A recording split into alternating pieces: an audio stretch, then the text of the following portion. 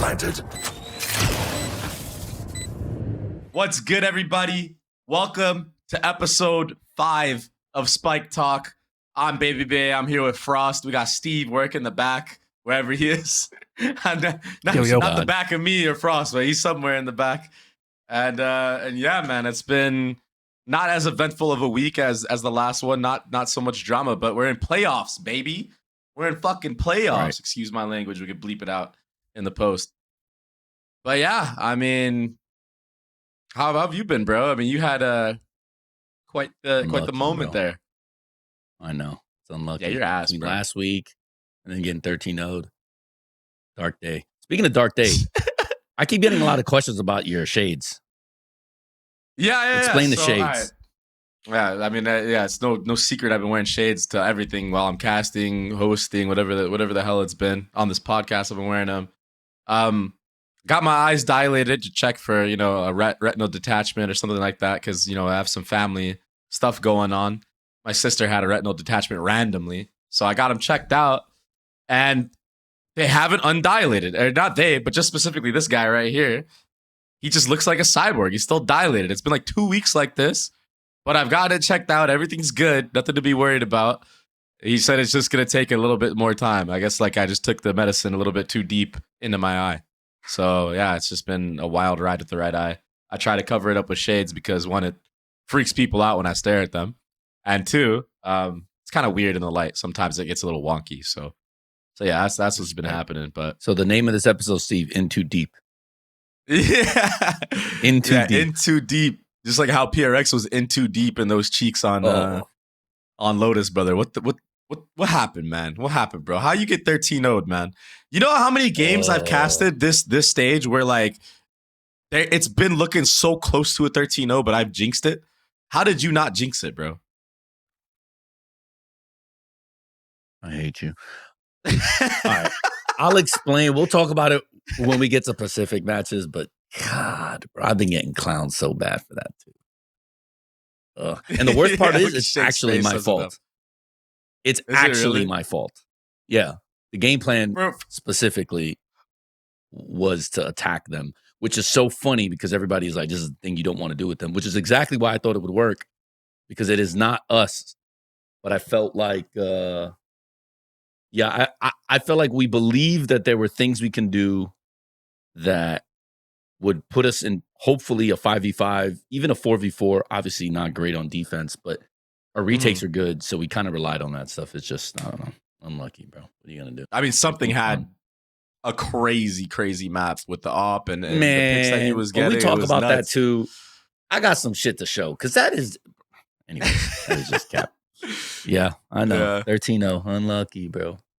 All good. Yep. Well, we had the Americas matches today. I casted one of them, but the game before I want to talk about the match that I casted was C9G too, and this was like one of the first games that we actually saw Icy play like a normal duelist that deserves to be in the league. I think he finally figured it out. I think he's finally comfortable, and he looked way better than Oxy, which is like Oxy's been looking like a maniac this entire stage. But also something that I want to get your opinion on, and just in general, there's a big stigma that goes around this Cloud9 team. And that's the stigma is they do so well during the season, and then they just choke when it comes to any type of playoff. And it's been like this. Yep. I mean, for years. For years. Like, this is like beyond even VCT, I feel like. I feel like people have said, certain things about players on that roster where that like they're just known to be chokers. So what's the deal with that, man? And like, how do you think that they need to like get out of that? It's a combination of, I think, the way that they probably practice. I think it's also a combination of probably game plans. It's tough to say. So the reason why winning in the regular season is a lot easier than winning in the postseason is because sometimes, like, I'll give a small anecdotal example of like what happened with us. So we prepare for Bleed, right? 2 days after, we have to play Gen.G. So the question is, do you prepare for Bleed or do you prepare for Gen.G? Us, in particular, we decided that we have a better chance of basically beating, obviously, Bleed Gen.G. And also, in my opinion, and this was obviously shared with the players too, Gen.G going to Madrid and us losing to Gen.G meant that we can play with no pressure and we didn't have to prepare. Now, I'm not saying that teams went into the Cloud9 matches not preparing, but I'm saying sometimes you have to look at your schedule and your strength of schedule. And if a team is 3-0, for instance, so let's say you're going to play Cloud9 and they're 3-0, 3-1, right? They're probably already in playoffs. Beating them is probably not as important as, like, let's say the next matchup, which would definitely be like your playoff run. And sometimes when you only have 3 or 4 days before your next opponent, you basically skip steps. Because we did this and we got punished really hard for this. When we, in groups and kickoff, we beat Secret and then almost beat DRX. We were up 9-8 both maps and just collapsed at the end, right? Yeah. We didn't prepare for the Secret the second time. We basically skipped to the group matches because we had to play on a Friday, then a Saturday, then a Sunday. And our players are like, bro, we could beat these guys even on a bad day. Don't worry about it. Focus on the Swiss system. So that's what I did. And then we got shit on. And like, I mean, we didn't get shit on, but like, you know what I mean? We lost. And I was shocked by this because I was like, wait, you guys said we can beat them on a bad day. And they were like, yeah, we thought so, but unlucky. Right? Nothing is free. And sometimes this will happen. I'm not saying that like Cloud9 got a free pass in the season. I'm just saying that we don't know sometimes what's happening in a season with the teams that you're currently playing. You have to play the teams you have to play. But sometimes there is a little bit of like gamesmanship where like when a team is doing well, like Cloud9, you sort of like go, hey, we could just take a chance here. We just take a flyer. And if it doesn't matter, we focus on the next matchup because let's just say that team is like, you know, for whatever reason, that team is weaker or, you know, we'll know more about the standings going into that week. This team is really good, you know, blah, blah, blah. You could have had a little bit of that. I know last year, for instance, Cloud9 was doing so well last year. I believe at one point, so when I was coaching FURIA, we were 4-2, right? Yeah, they were like undefeated for like most of the season. I remember. So crazy. We were at one point, I believe we were 3-1, tied for second with Cloud9, and then we played Cloud9, and I was pretty ticked off because you know I felt like, damn, I got to play that timeout for you guys, so you guys can see some of the problems that were going on. But like, yeah, we kind of trolled that matchup. We didn't follow the game plan. Everything was like messed up, right? We're 3-2, then we beat MIBR, you know, blah blah blah. So then we're 4-2. Like when we went into the Cloud9 match, we actually prepared for them like as hard as we possibly could. Or at least I thought we did. And then obviously we went in not game planning. So sometimes that goes the other way too, because sometimes a team is 3-1 and we're the better team. This is a statement game, you know, blah, blah, blah, blah, blah, blah. So I've done both, right? Where like the top seeds you kind of ignore and the top seeds where you basically use that as a litmus test. So I don't really know what other teams did when they played against them, but I do know that sometimes a team will go into a match with you unprepared because they don't really, you know, either think you're good enough or they know that they'd rather put their eggs in a basket on a match that they would rather win because, you know, time, stakes, whatever. And this season is kind of weird because like the most time you get normally to prepare for a team is 5 days. But sometimes if you're depending on if you're in Omega, I think you can get 1 day to prepare for one team. That's crazy. That's tough. Right. That's so, tough, man. That's tough. Yeah. So these are the things that I'm not saying that Cloud9 got a free pass this season. That's not what I'm saying because they got wins on their schedule that I know teams probably thought they were going to win that and they got clapped.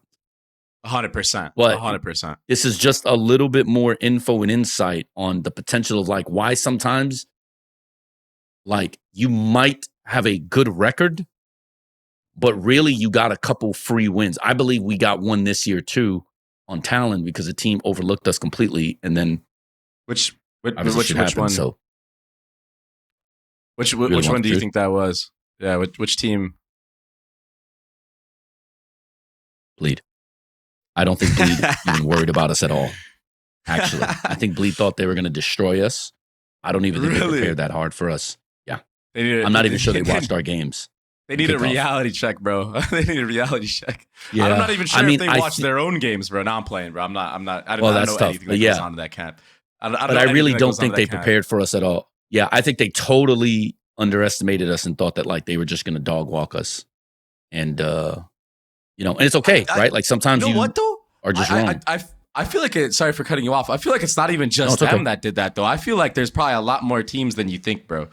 Because like I think just the fact of like how open you have been this year in the public eye and everything and the stuff that you're saying, I think that other teams might even look at that and be like, oh, this coach doesn't even believe in his own team, even though they don't get it. You know what I mean? They don't understand what you were trying to say. And they might even be overlooking that too. Like I could totally see a T1 trying to look past you guys. I don't know why. I just, for some reason, I feel like that team and just like the environment and the fact that they're T1, I feel like they didn't put respect on your guy's name till you actually shit on him. And they're gonna put respect on your name now, no matter what. Once you beat them, it's donezo, right? Yeah. Just to talk about Cloud9's strength of schedule, like we were talking about, I think you're right. I think that they played a lot of the teams, like a lot of the stronger teams in their group earlier on when they didn't have stuff figured out. Like, for example, April 6th was the time that they played Lev, who looked like a mess, bro. Like, Lev was not nearly as good as they are now. They weren't even running the same, like, they were running weird comps. They're running like a Sage on Ascent, which, by the way, I'm not saying that's a bad thing. You can play Sage on Ascent. And it works. You can play Sage, it works. But they were doing the same walls, same things. And honestly, they probably should have even won that match anyway. It was like a quadruple million OT on Ascent. Then they played EG, who EG just like lost their footing. I don't know what they were going through at the time. They just had no confidence. Then they played a Loud in which just started changing their comp. So it was a Loud that just started playing quick on raise and normal comps. Ish, besides for the fact that they you're talking three teams that probably went into. Yeah, sorry about that. By the way, no, you're good. You're good. For most people to know, we're on 300 ms because I'm in Korea, so sometimes there's a little bit of lag between me and Babybay because I know people. I've seen comments where people yell at you, and I've seen comments where people yell at me. They're like, "Just let Frost talk, man." I'm like, "Shit, bro." Yeah, we're still not. Yeah, we're still not. It's even more complicated than that. It's. I've got Babybay in LA and Frost in Frost in Korea connected to me in Maryland and then sending everything back and forth and then recording and package to you guys. So we're figuring it out. Appreciate the patience. It's about as far across the world as everybody could be. So in my opinion, they played three opponents that probably did what? They didn't even worry about Cloud9. They're probably more focused on internal things they need to do. Exactly, yeah. And it just so happens Cloud9 probably had a good game plan, obviously have some solid players or, blah, blah, blah.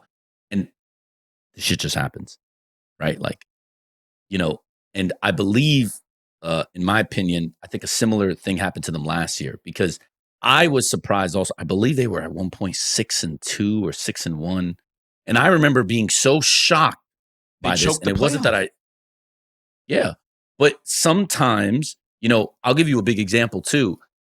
There are people that still talk. There are commentators and casters in APAC that still think our 4-1 record is because we played an easy quote unquote group. Now, the irony is our easy group have Gen.G and T1 both going to Shanghai, right? So that easy group, right? You got two representatives already right there. But if we played an easy group and we're 4-1 against that easy group, then it just goes to show you that even though we're 4-1, our record isn't indicative of what people think our skill level is. Mm-hmm. So next season, if we go 1-4, 1-5, everybody would be right. We had an easy strength of schedule. Maybe we played T1 when they were bad, and maybe they're in form now. Now they're going to show everybody, right? We played all these teams, blah, blah, blah, blah. So it goes both ways, right? Yeah.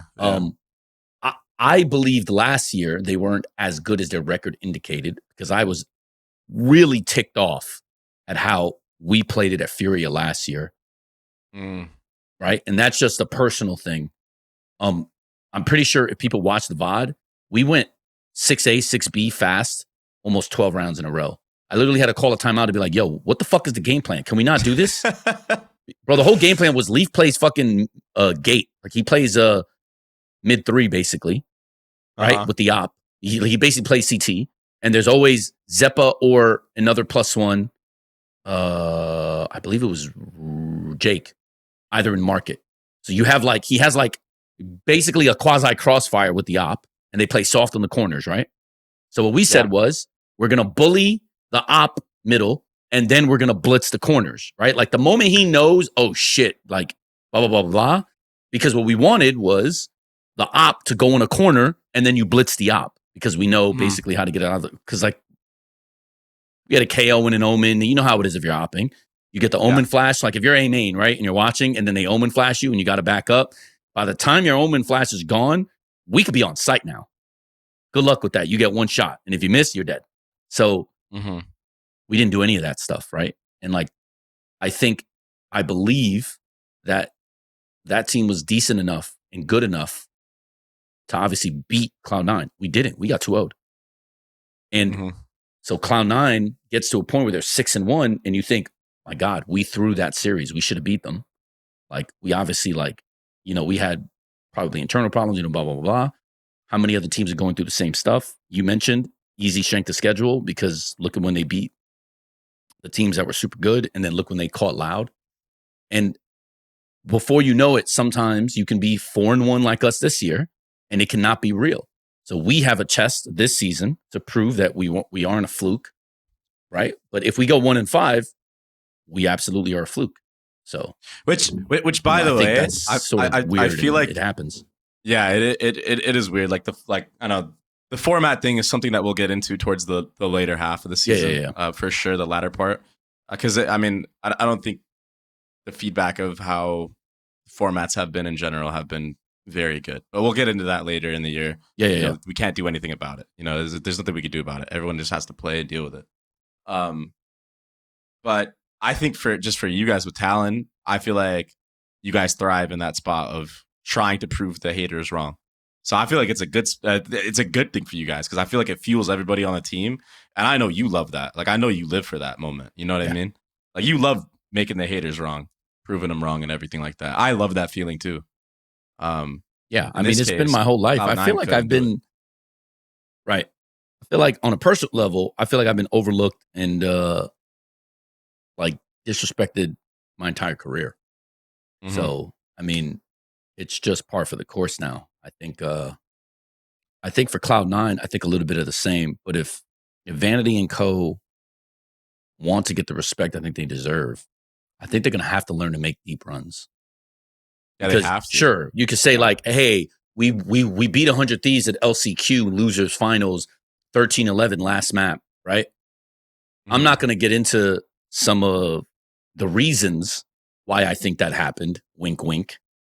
But what I will say is that if your best deep run was 3 years ago, this is, I think, the problem. Right? So you think it's more of like a core issue then, huh? I don't know if it's a core issue. I'm just going to cite again that I think if they want people to stop talking about them in this way, they're going to have to actually get over the hump, because we're a results-driven industry for the most part in competitive esports. And the most recency biased one as well. I feel like Valorant specifically, I don't know if it's like this in CS.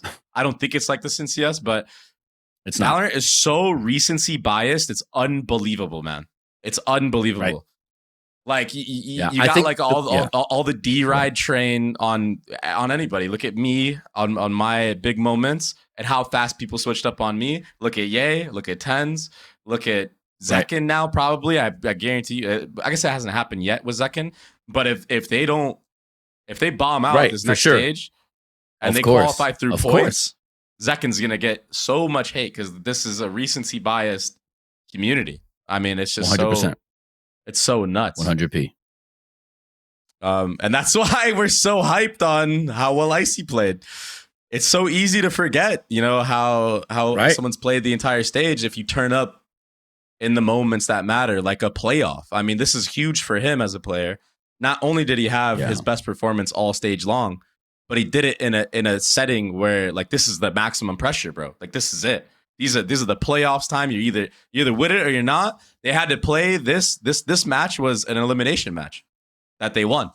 For sure. I mean, that's a lot of pressure. And he looked good, man. He looks so good. And Valyn's IGL'ing.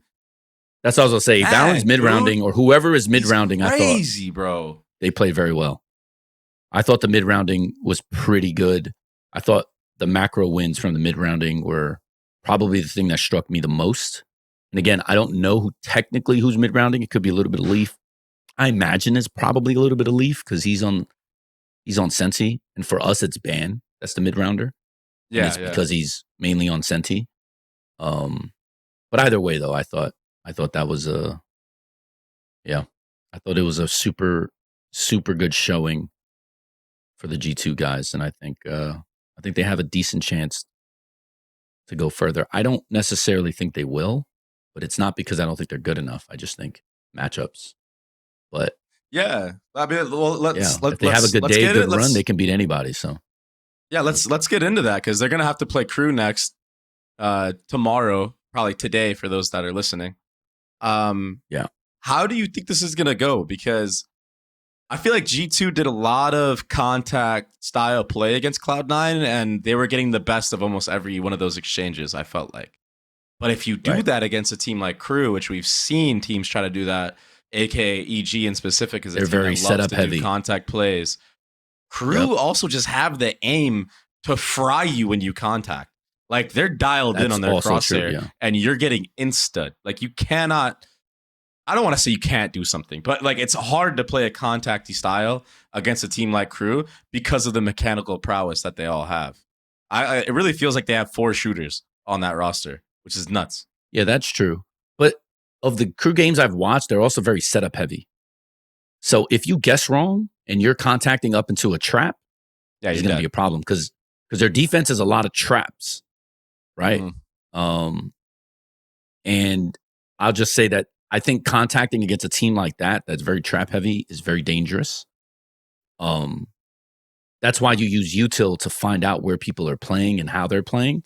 Because if you study the traps and you know like where this character is based on certain setups, you can almost develop a picture in your head of exactly what the setup is. But when you're contacting, you don't have that option. It's basically like you're waiting for the first contact and then you have to take it's a gamble pretty much. Yeah. Right. So that's why I said I think it's a matchup problem. I'm not saying I think this is still like if I was a gambler, for instance, I wouldn't say this is a push. Like this isn't a 50-50. I definitely think Crew is like maybe 60-40, 55-45, depending on like G2's, I think, aim. Because if their aim is on point, I think they got people that can shoot back, and I think they have some difference makers. I think Trent is a difference maker, as an example. So I would just say that he's been informed, by the way, too. He like got it back. Yeah, I felt like he lost it for a little bit. But. Yeah, I favor Crew still because I think they have a better veto, and I certainly think that they have a style that is probably going to be very difficult and easy to punish for the way the G2 is playing. And I think I see. This is going to be a real big learning lesson for him because, small example, how well. So it's okay if you lose a round, right? If you already see how, let's say Cypher's playing, how well he adjusts his flight path and how well the util changes based on basically his entry pathing, I think is really going to be the name of the series. I feel like Crew's defense is probably, if I had to guess now, probably going to average 7 or 8 rounds a half, which means that it puts way less pressure on the 2-man attack on the other side. And you already know the 1-2 punch is very good for Crew. So I think this is why, and I think if there's anyone that's going to change the series, it has to be Icy, and he has to be able to start reading and reacting and changing his flight path. Because if he doesn't, I don't really think G2 has a chance. And I don't even think it's going to be Valyn's fault or Trent's fault. And I'm not even saying it's going to be Icy's fault. I'm just saying this is a development game for him because I think he's the key to beating them because they basically cheat off Cypher so much. But Cypher is considered S tier right now, especially because they're still playing on the old patch. Yeah. So if Cypher can absorb the pressure, and you find him on a solo site and you still can't clear him fast enough, or he's still going, net zero or +1, then, I mean, that team, I think, just has too many advantages everywhere else. So, yeah, I think that's fair. I think this is going to be a huge test for Icy, especially going up against a duelist like Kesnet. I feel like Oxy's insane for sure, but he needs to start off hot. He needs to have momentum going in. Things need to go his way. Where I feel like with Kesnet, man, this guy's never gonna give up, bro. And I'm not saying that Oxy gives up at all. I'm just saying that this guy is like, even if he's having a bad game, he makes you earn it. And it's and his team is a testament to that. Like, they back him up in that way. And if you're not dealing with him, you're dealing with a Heat. If you're not dealing with a Heat, you're dealing with a Melzer all of a sudden out of nowhere. And then you're running into Shy on the opposite side. It's like crazy, bro. Like they got such good mechanical skill. It's insane. Yeah. But speaking of 1-2 punches, man, another team that has been thriving off of this 1-2 punch just strategy in general has been 100 Thieves. And they 2-0'd Loud. I mean, I casted this game today. Crazy. And it was so about a round too. It was so dominant, bro. It was so dominant. And it's not like Loud were like trolling. I felt like Loud came into that bind game with a good game plan of trying not to get trapped by 100 Thieves with their reclears and etc. Yeah. But when it came down to the actual hits and the nitty gritty, dude, 100 Thieves were just on point, bro, with the retakes, getting kills on the enemy team entering into sites.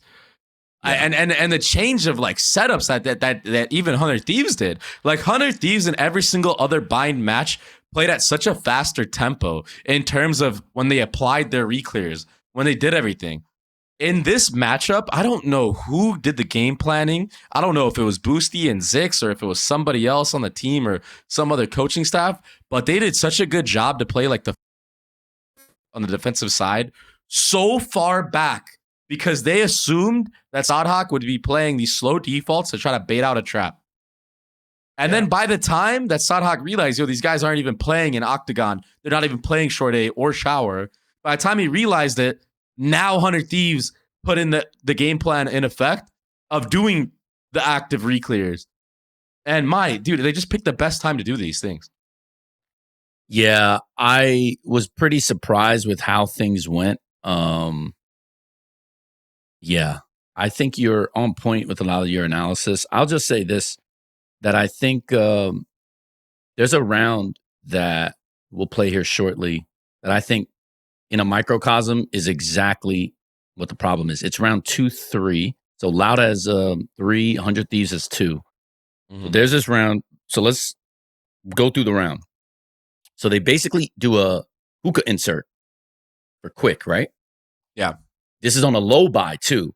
So when you have a low buy, pretty much everything has to be way more precise than it does on a gun round. So you want to take less 50-50s, right?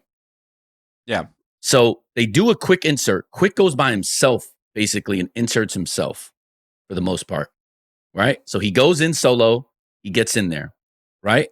This is perfect, right? What are you supposed to do? Once you do a deep insert, you basically bunch up, make noise on the other side, let Quick, you don't commit the bomb, and you let Quick hear the inserts. Les is out at the lurk spot still, not waiting for his team. He gets caught in the middle of a lane and just dies in a one-on-one. What's interesting is, okay, if he has an AK, it's a slightly better fight. Yeah. But he has a deagle. So at the moment that you have the deep insert, you're supposed to bunch up, everyone play safe, make noise, quick hit, not commit the bomb. You want to control short because you have the TP pivot because obviously you have a guy in hookah, right? And you want Quick to basically be able to get one and then give you the pivot option. In a microcosm, I think this is exactly the problem with Loud. It's 2-3. You're on a low buy. You get an insert. The fact that 100 Thieves is giving you all the space is terrible to begin with because they don't realize that like Quick's position basically can win the round. Low buy, big buy, doesn't matter. Yeah. Les pretty much is caught in no man's land. takes a bad fight. Sure. A guy like that deserves the ability to kind of like pick a spot and do whatever. But the truth is, fundamentally, it's not his turn, right? And I think at the end of the day, this is the problem with Loud today, as opposed to, let's say, last year or at multiple parts in their dynasty's sort of like run, is in big moments, they're not on the same page for some reason, whatever the reason is. And I thought that round was so big because if you look, I mean, you know, it's not technically a thrifty because they did buy like stingers and armor and stuff, but like, you know how big of a swing that is. Yeah, because, I mean, they set the round up great. They could have had momentum off of it. It's basically what happened to them. That's right. Like, what brought back the 3-0 lead that Loud had was Asuna having a crazy swing round, like you're saying. Yeah, he got 2 with the D and what's even in a good spot. Yep, and what's even more important is if they win on that low buy, it forces 100 Thieves to do what? Play up. That means they can't rely on the game plan anymore because they gave up too much space and just got punished for it. So what is an IGL going to do? Okay, fuck. Right? Instead, they didn't get punished. So what does IGL do? Okay, stop the game plan then. And now, Loud lose another round. They lose the next gun round. And then it just snowballs into this cascading effect. It happened to us against PR. Like, I know you made fun of me with the 13-0. That's pretty much what happened on the... Like I'm going to show you rounds later, and you're going to be like, wait a minute. It's like, yeah, bro, if those rounds don't happen the way this happens, you're not chaining losses at this. And then the more you chain losses, the more you start throwing darts on a dartboard. And it's just like, it's just unfortunate. But like, I thought that round in particular, they already had a low chance to win. But they had a dangerous chess piece in an area that can cause a lot of problems. And when that happens, you need to be as precise as possible because you're already on a low buy. Yeah. And when one of your best players fumbles the ball at the 1 yard line, it is so hard to win round games over like this. Yeah. Right? 100%. And good teams punish this. And good teams also carry that momentum. And that's why you saw they went out. I think they won like 7 or 8 rounds in a row. And it was just like, oh. But Loud had such good chances to bust it. Also, Cryo, honorable mention. If you look back on their defense, Cryo won every single one-on-one duel. Bro, as a Brim. Yeah. He was punishable. Bro, there was one time he's like standing next to bench out in the open. Obviously, he had some short cover, so it's not like, you know, a slow walk-up's going to be able to kill him from the side. But like, he's literally waiting for the guy to come through showers. Cryo dies there, round's over. She didn't die. So unlucky. I know. But like, I know. So it's like, it's not like Loud didn't have like good chances. It's just Cryo didn't miss any one-on-one opportunities. Tactically, you have macro advantages that you can't capitalize on for whatever reason. I think there was one round they had a macro advantage. Asuna ulted short. He was in dark spot on A, and he ulted short, and he killed one, and then it's just like 2 more people die, and it's just like, dude, like, what are you going to do? Like, you know? Dude, unlucky. Yeah. This 100 Thieves team right now are on such a high. It's like the momentum is like full force and they have no signs of slowing down. And you could even just tell with the way that they're just like playing together. It's like they're in each other's brain. And when you get to that point on a team, it's so like everything's just so dialed in and you're not worried about other factors of people being in the right spot or not. All you're doing is playing at that point. And it's just like second nature because everyone knows what they're supposed to do. Everyone knows what the gaps are. Everyone knows how they're supposed to scale. It's just like they don't even need to really say things. I'm sure they are because they calm like maniacs. But there were so many moments in this specific match that I saw just players filling in gaps for one another. The best example I have is like the A on Icebox, the A back sight hold that 100 Thieves have on defense. And I called it out while I was casting. Cryo was going crazy again, by the way, with the op. This guy was going crossfire. Yeah. Dude, he was crazy. But on one of the rounds, I forgot which one it was, but there's like a back sight setup where Cryo gets a kill in mid, goes all the way to rafters, takes a shot, drops down, and in that reload animation that he has, somebody from Loud goes to peek back sight, and Boostio already had the line picked up for him to cover Cryo. Yeah. And he just wasn't ready for that off angle that Boostio was holding. and Boosty was able to get another kill for free. And it's just like these weird little micro scenarios that Hunter Thieves just had like telekinesis with one another, and they knew what they were supposed to do. It's a good mind meld. Yeah. Dude. They also had really good crossfire setups on B site, back B, so it's like they couldn't even go. Yeah, it was. Yeah. They outplayed them, and there's nothing they can say about it, nothing you can do about it. And I'm a QCK, apologizer and fan, but obviously he struggled this series, and I think ultimately he needs to do more. I mean, I gave up an example of like he could have got 2-3 kills. He probably could have won the round that round, but they didn't give him a chance. But at the end of the day, though, I still believe that on Ray's 4 damaging abilities, and you're going up against, no disrespect, Asuna, he has to outperform that matchup, right? Like for his team to win, and he didn't. Yeah, I mean, it's not like he's a rookie if you don't. Yeah, right? like I compare Quick to Icy, which is, by the way, the fact that I'm even doing that is a problem in itself. I mean, that just shows the problem. And I know Quick is not. I know he's not a bad player, but there's something going on in his mental that he needs to get in check to be able to perform, because there's rumors going around that he might not even be on this team. And then also there's rumors going around that Les might not be on the team. And the reasons are not because of performance. It's because of financial issues within Loud. Like they can't even afford Les potentially, which is so crazy that we're here. If this is true, we don't know if this is confirmed, by the way, but it's the economics it's from a page that is like right decently reputable, right? So this is gonna be crazy. You're going into stage 2 with one, probably your best player gone, and I'm sure that there's like I know that Les hasn't always been the best teammate. There's rumors that go around within the scene saying he could be a little bit of a, I guess a baby would be the best way to say it. That's not super offensive. He could be a little bit immature. How about that? He could be immature, which, by the way, he's a young kid. So he's a young kid that's really good at games. This is a very common thing. There's a lot of players that are like this. It's just, it's a shame that he, if this actually happens, that it's not really in his control, which is weird. Yeah, it's super unfortunate. I don't know what they're going to do, though. You don't have a lot of time in this league, and this format, and this season is crazy.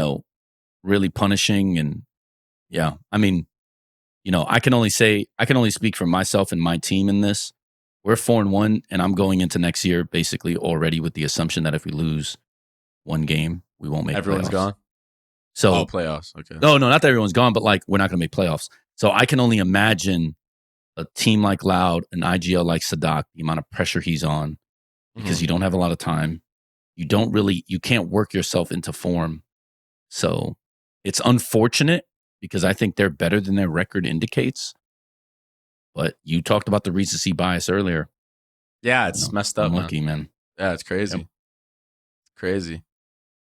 All right. I mean, I think we can move on from an Hunter Thieves. Let's talk about Hunter Thieves versus Lev. Actually, we need to talk about that because that's going to be a banger game. What are your predictions on that? Who do you think is going to win?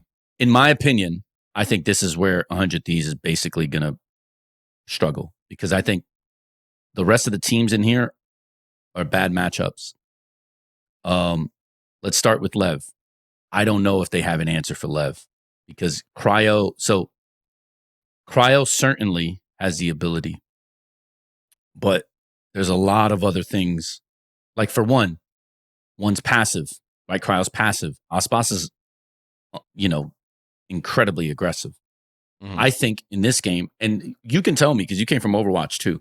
I think in this game more than any other FPS on the market, in my opinion, maybe not Overwatch, but I'm definitely comparing it to Crossfire, and I'm definitely comparing it to Counter-Strike. I think aggression wins more in this game than it does in either of those games, potentially Overwatch as well. And I feel like passive play is punished a lot more. Like you can still be you could still be Cryo and be a passive operator and passive player and still have crazy games and do all this stuff. It's not that. It's just when you meet like with the opposing forces, when you meet like the 1A of aggression and the 1A of defense, or like slow play or passivity, I feel like aggression in this game wins every time. I think Aspas is really tough. And then I think the way that he's probably the best plays, player in the world. I honestly, he's probably the best player in the world. Free. I mean, it's hard to argue that. Like, and I think the gamble that Busio, and I think the gamble that Busio takes, especially a lot in their defense with his, I mean, he's always taking fights. I mean, he did it last year with Killjoy. He was taking first contact on defense. On EG. He does it on Gecko, on Split specifically. I noticed that he likes to be in the fire. Yeah, I think he can get punished. If he runs into Aspas, he's going to get punished. And I think if he tries to lurk late, I think Calm has been doing really well with like that sort of like protection. So I'll be curious to see what that matchup looks like. Dude, I think this game is going to be crazy, every instinct in me says I think Leviatán definitely has the advantage here. And I think it's like, I'd be shocked if 100 Thieves can beat them. So, like, to me, it would be an upset. And this is not, bro, I don't care. I'm not trying to disrespect players. This is just, I just really it's just an opinion. It's literally just an opinion. Leviatán is just so much better 1 through 5. And I think it's, it's going to be tough, bro.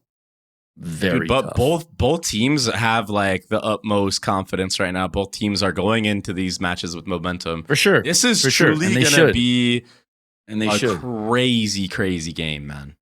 This is I don't even know who's going to win, honestly, because this is so tough, because even the first time they better played, ban Split because it was close.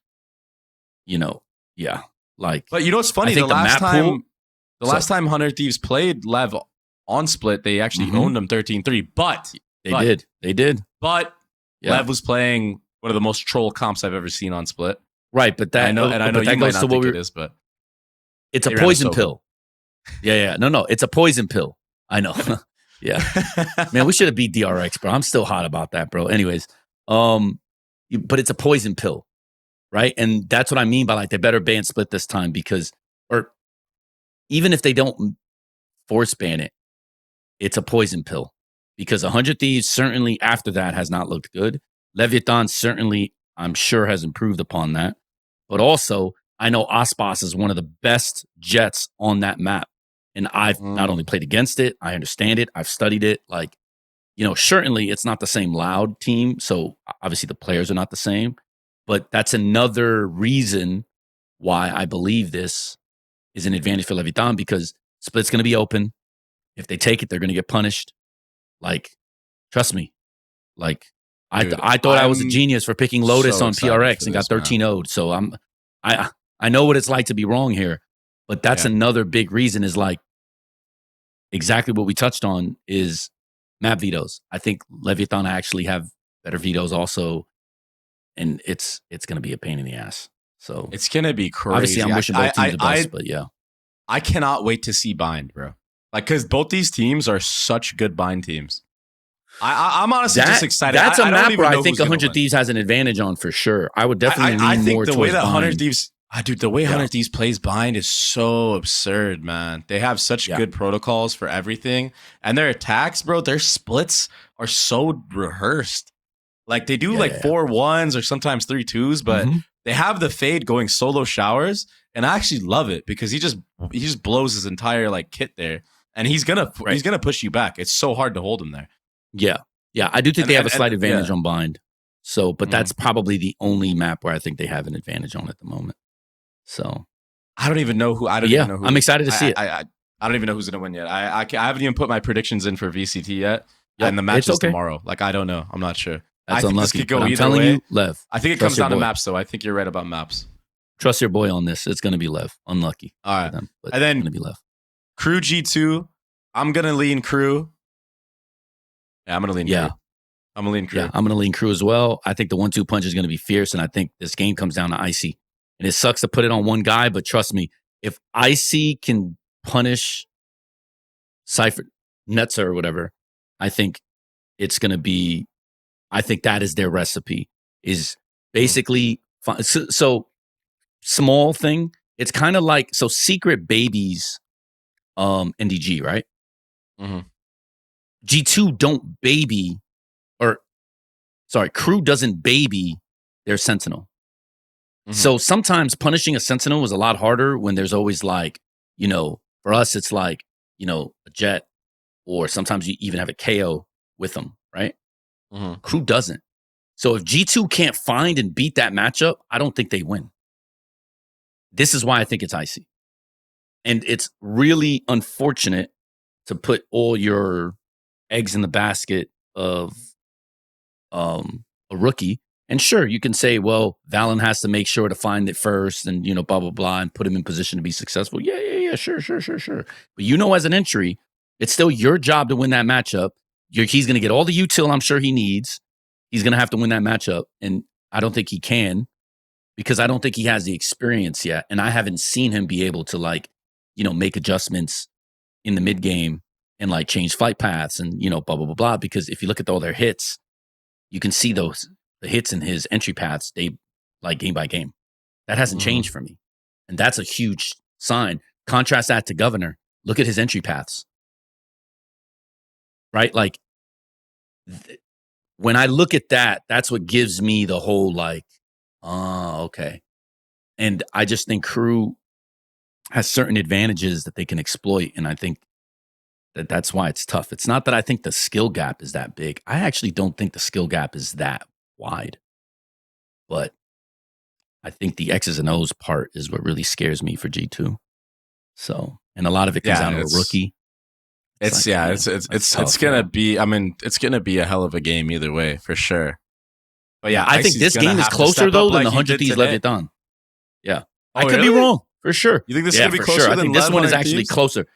I think G2 has more chances to win and more ways to win than I think 100 Thieves does, in my opinion.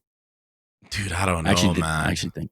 But you know what, bro? I don't be a prisoner of the moment. Just because they beat up on Loud, that isn't looking good. Trust me. Well, every single foot time, and ass, bro. every single time I think a team or a series is gonna be a close one. I thought 100 Thieves Loud was gonna go 3 maps. I thought it was gonna be a 6 series. Yeah. Every time I think this, it's a blowout for one of the teams. Yeah. So I mean, you might be right, bro. Yeah. You might be right about because I think 100 Thieves is gonna be a close game, but you might be right. It might just be a blowout 2-0 because I'm telling you, this is not the first time this has happened with me. I don't know. It could just be coincidence. It probably is. Coincidence. But dude. No, there's so many games I've casted. I'm like, bruh, this should be a close game. And everybody looks at it, they're like, there's going to be a banger. Yeah. And then next thing you know, a team gets 2-0'd. I'm like, look, if you feel that strongly, definitely trust your gut on the pre-show when you make your picks. Yeah. Just as a guy that watches film and kind of knows these players and kind of understands, played against them and, blah, blah, blah, blah. I mean, Alspas is a big step up, man. That boy. Yeah. I think it's just too hard when you look at matchups 1 through 5, because I have to assess that. So when I make these predictions, when I talk about this, I think of 1 through 5, and I think of base defaults, and I think of some shenanigans I've seen from both teams, when they go off script. That's another thing. I think Leviatán off script is much better than 100 Thieves off script, and you can argue like us and PRX. That is certainly true. PRX off script is way better than us off script. And I think ultimately you see those stretches in those, the margins are in those areas. And I think eventually when you have too many pluses and not minuses, I think that's, it goes back to what I said earlier. I think Leviatán just has more games or more ways to win. And I think that G2 actually have more ways to beat Crew than 100 Thieves does Leviatán. So that's why I think it's closer. I see. That's fair. That's fair. Now let's move on to EMEA. We had 2 games today. FNATIC, Liquid, Navi, Heretics. The FNATIC Liquid game was close, man. Liquid could have, man, if they Liquid won the first map, they had those games. They threw the second half, bro. I don't know what it is with this team, but God darn it, they can't 9-3. Bro, they can't put 2 Actually, I'm also going to say this. This pisses me off about my team. We can't put 2 freaking halves together. And to me, that's not a sign of a good team. That is not a sign of a good team. And I don't give a shit that we're 4-1. I've told this to my players. You guys have to be able to put 2 sides of the ball together. Come on, man. And I think Liquid absolutely shit the bed today in the same areas and in the same ways that I've complained about my team doing it. So, man, this team had them. They had them. They had them. And they just pissed it away. And there's like small things that were the problem. I certainly will say, though, I think Nats, particularly on defense, can do a better job. But, it's just a little unlucky, I guess. It's unfortunate, man. I think Liquid is actually looking decent. They're in good form. I don't want them to hit the panic button for season 2. They're getting better. They're getting better. They're getting better. Like you can see that they're getting better too. They're getting more confident. Like I can see it in the gameplay. Yeah, I think FNATIC outskilled them for sure. Icebox, I think, was the biggest indicator of that. It's not even the Lotus win. And Boaster going 19-15 with 10 assists. Bro, Boaster had one round on Icebox. Boaster had one round on Icebox that I think is, again, in a microcosm, dude, one of the biggest reasons why I think FNATIC not only won the series, but also why FNATIC are okay in form, right? Everyone's like, they're up and down, whatever. And I've been saying for 2 weeks, I think they're going to be fine. Yes. So they have a crazy lurk. I think it was the kid. I think it was Kaiko has a crazy lurk. He so he lurks through B. Somehow, FNATIC Alpha Year fucks up a turret.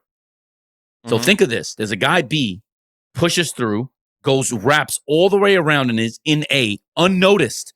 Team Liquid come back from A. Or, sorry, not Team Liquid. FNATIC come back from A, right?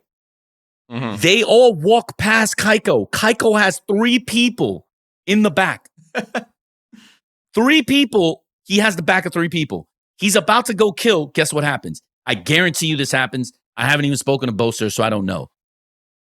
Boaster probably notices, wait a minute, this turret is fucked up. What kind of a fucking turret is this, bro? Boaster turns around, sees Kaiko. Kaiko panics because he's about to go for the 3K. But now he has to adjust because corner of his eye, he sees Boaster. Boaster then turns, takes the fight. Kaiko has to movement aim, misses his first bullet. Boaster kills him. And even though Liquid won that match, it got me thinking, like, FNATIC's experience, their game IQ, along with their skill, is the reason why they can beat teams like Team Liquid, for instance, because Team Liquid might have a match in some areas or whatever, but the one thing they don't have the match is a game IQ. And I see it all the time with Liquid. And this is why I said something about Nats, even though I love Nats, me and him are the homie. But, like, I have nothing but respect for the guy.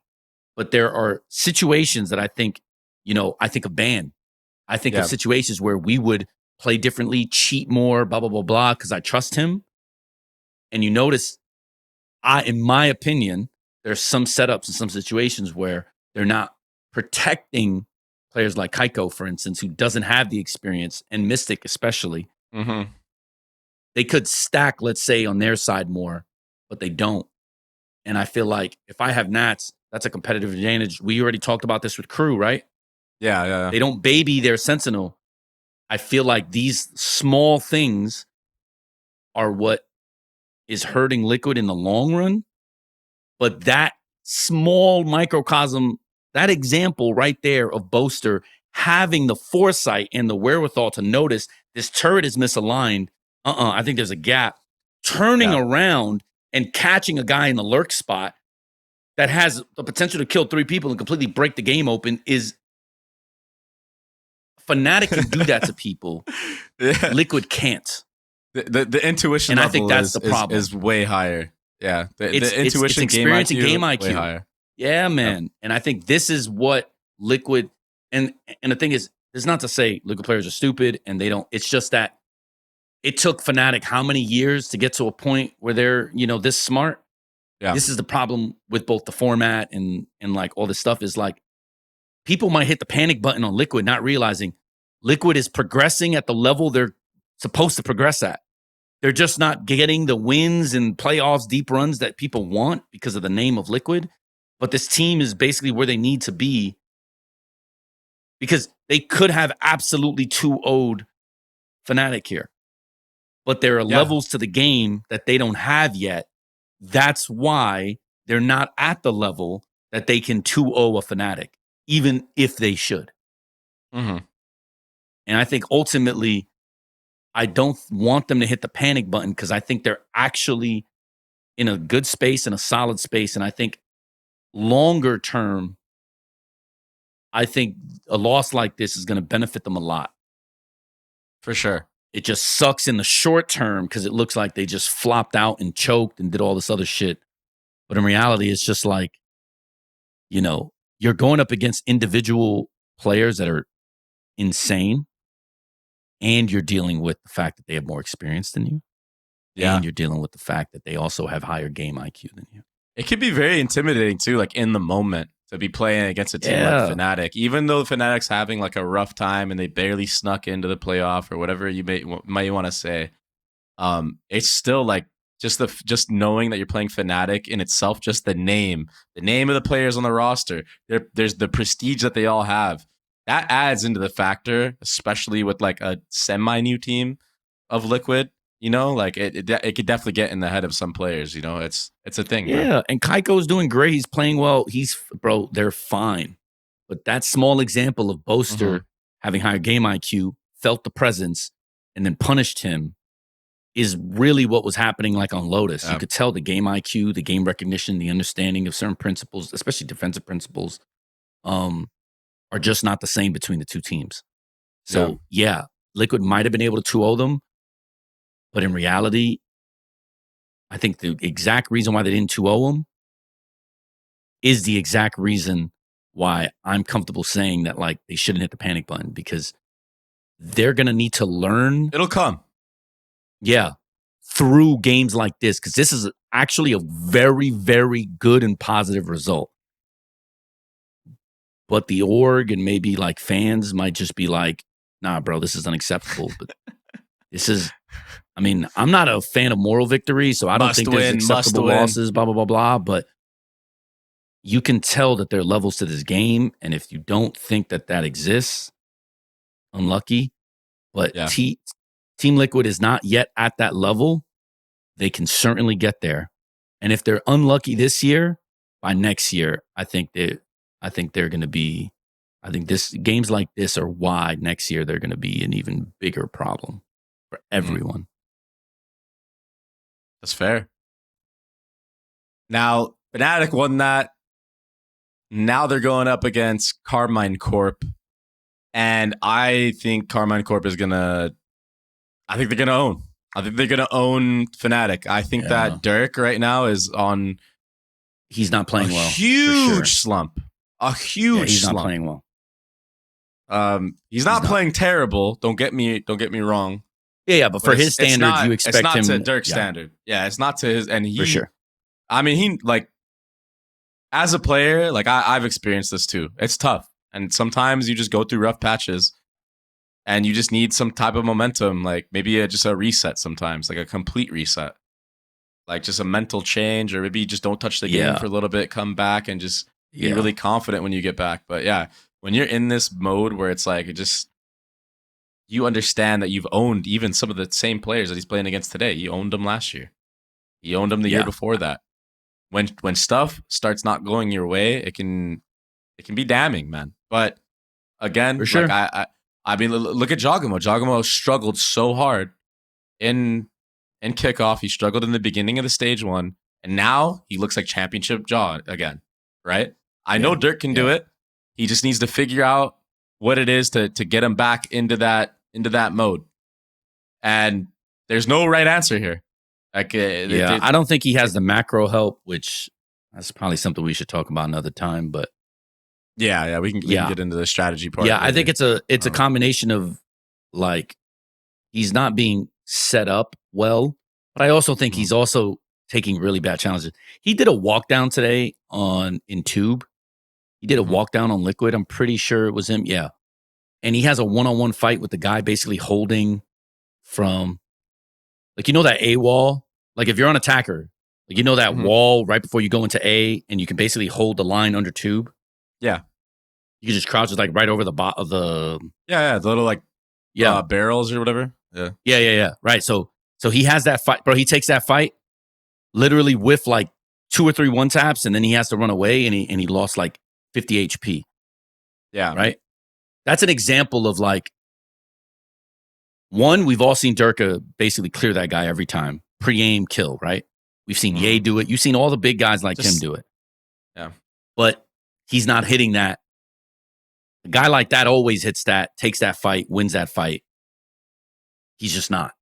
And like, I thought that was like an example of what, like his icebox, how bad it was in terms of like for Durka. Because like, that's a macro win. He guessed right, has the guy, whiffs. Unlucky. Like, you know, that's a 5v4 for Boaster. That should be a round conversion. Instead, that guy narrowly escapes, you know, blah, blah, blah, blah, blah. And if Durka can't hit those shots against KC and he has that read, you're probably right. He's probably going to get punished. Sat. You're going to get sat down. Right. He does that to narrate. Let's say narrate's going to put him down, actually, right? So he's not going to give him the leeway. Yeah. So I actually think this is a push. I think this is probably going to be a 50-50. And it's not that I don't think KC tactically is better. KC is much better tactically. It's the problem that I think FNATIC individually, if you look at this Liquid series, for instance, this was an individual clawback. This was not like they were, I mean, on Lotus, for sure, they outplayed them. Macro-wise, they were up there. Both the first 2 maps, those were not macro wins. And I think this is the problem with KC. They need to win macro in order to win. FNATIC can win a very ugly and dirty game. And we've seen this season when KC shit isn't working and the game breaks down or things break down, they look sloppy. Right? And I say this as a guy from Talon that does the same shit. Our team looks the same way when these things happen. When the game plan's not working and things aren't hitting the way they're supposed to, unlucky. You get 13-0'd, right? Like, I feel like KC's similar in this respect, that when things break down, they just cannot win an ugly game. And I think FNATIC absolutely can. And I think if they make it ugly, and, you know, Durka doesn't even need a hero performance. Alpha just needs to show up. Alpha's enough, I think, to turn the series around. But if all the X's and O's are hitting and all the guesses are right and KC's doing what KC has done to many people, yeah, sure, I think they beat FNATIC. I just don't know. I'm going KC. I'm going KC all the way. Yeah. If I had to choose, I think I might. Bro.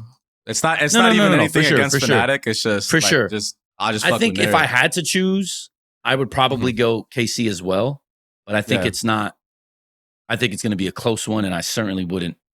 Like, I think this is basically like a push to me. But if I had to choose one, I'll probably err on the side of KC as well by a thin margin. Like a 55-45 or something. Very close. Yeah, for sure. Free. Yeah. Word. Just depends on how the game goes. Like, if it's ugly, I think FNATIC's winning. If KC has a good game plan, plays through the game plan, things work, yeah, I think they can win 2-0. Yeah. Nice. Our next one, and you called this, bro. Which, like, I mean, you called it. You said Navi choke. It's kind of like they're the C9 of EMEA. Yeah. You know, Benji Fishy game too. But Benji, I think this was Benji Fishy. Yeah, dude, I've been saying it about him. When you watch the tape, look, I still think Nats is the best Sentinel in EU. But when you watch the tape, this is why I said I was disappointed in Nats when I did just a review of Team Liquid, right? Gen.G Fishy is 2021 Nats right now. Bro, this with guy, the amount of impact he has, both on the lurk spot and being able to absorb pressure. And I think he's coming. I've been saying for almost 2 or 3 weeks, I keep saying, yo, this is the Benji Fishy game. Watch, he's going to, and he does, he delivers. So Woot actually, this was, I think, his second game, right? Or something. He's not even an impact yet. Third game. Yeah, he's not even an impact yet. I don't think he's had a game or a series where I've been like, oh, he's like the reason they win. And that, I think, is what's really scary about Heretics. Yeah. Just the debut he had gave you a little taste because he went crazy in the debut. You remember? He was but like even the debut. Everybody. Yeah, but it was setups. True. Right? True. Yeah. It's Reigns. Reigns was like basically setting up. It's basically Calzine and Aspas-ish. Where like, Aspas gets all the kills, but everyone notices on tape, oh, Calzine is basically like blowing his load for this guy. Anytime he needs a flash, you know, if he needs to be traded, he's traded. Like, these conversions are really high, and I think Reigns is doing a really good job with Woot, but I will say that this specifically to me was the Benji Fishy series because I think he just outplayed them. Suigetsu had arguably, I don't think I've ever seen him play as bad too. So I think it was like a combination of two things. Benji Fishy played great. Suigetsu, man, he got fucked. I was surprised. I was actually surprised by how bad he played. I certainly don't think they need to hit the panic button on him or whatever, but I just was not a fan of what I saw on tape. And, it just is what it is. I thought Benji Fishy played great. And I think it's also tough. Like, I don't like the Brimstone on Lotus, man. Like, I feel like it's so I think hard they're cooking to with actually. I know NRG plays it too. And NRG won, with Demon 1 on it. But I feel like you can bait out the smoke so easily on your attack side and like make it so like by the time you actually want to hit, there is no smoke. Here's a problem with Brimstone as opposed to like Astra or Omen. He has to play B. Yeah.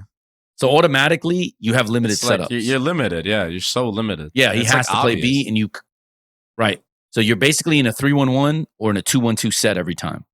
And this is the problem, I think, with not having flexibility because of the character selection. So on 3 bomb site mats, this is also why Omen is typically prioritized. Yeah. It was still a close game. His global presence. Yeah, for sure. I mean, because they're good players. Navi's good, but they just... Dude, they are good. They're actually good. You're right. Yeah. It's just, it is what it is. You run into a buzzsaw, some guy plays out of his mind and, Bro. So something else I want to talk about this team Heretics team is like how mechanically talented all 5 players are. Because if you look at their headshot rates in their matches, like every single player, they're all sitting at 30% up. Most of the time, there's players sitting at 40 consistently, and Benji Fishy's one of them. Yeah, Woot is usually one of them. I will say, and this is not to like that's nuts, bro. Right, but this is not to criticize you or to like. It's just like, but the thing is, you're looking at this from a duelist. I don't think you're looking at this from a X's and O's perspective because you know why their headshot rate's so high?